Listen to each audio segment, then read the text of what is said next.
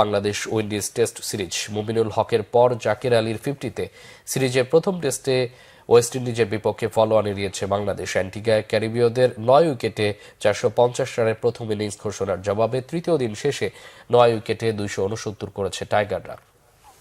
North সাউন্ডের sir ভিনিয়ান Richards স্টেডিয়ামে আগের দিনের 2 উইকেটে 40 রান নিয়ে তৃতীয় দিনের খেলা শুরু করেন অভিজ্ঞ মুমিনুল হক ও তরুণ শাহাদাত হোসেন দীপু। দুজনের ব্যাটেই বিপর্যয় কাটিয়ে ওঠার ইঙ্গিত ছিল, যদিও জুটিটা বড় হয়নি। দীপু 18 করে ফিরলে 45 রানে থামে জুটি।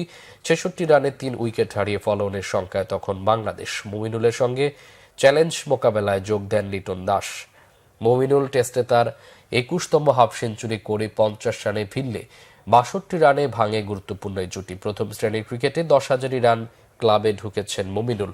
ইনিংস বড় করতে পারেননি লিটনও। ফেরেন 40 করে। নিয়মিত অধিনায়ক নাজমুল হোসেন শান্তর ইনজুরিতে নেতৃত্বের দায়িত্ব পাওয়া মেহেদী মিরাজও হতাশ করেন 23 রানে আউট হয়ে।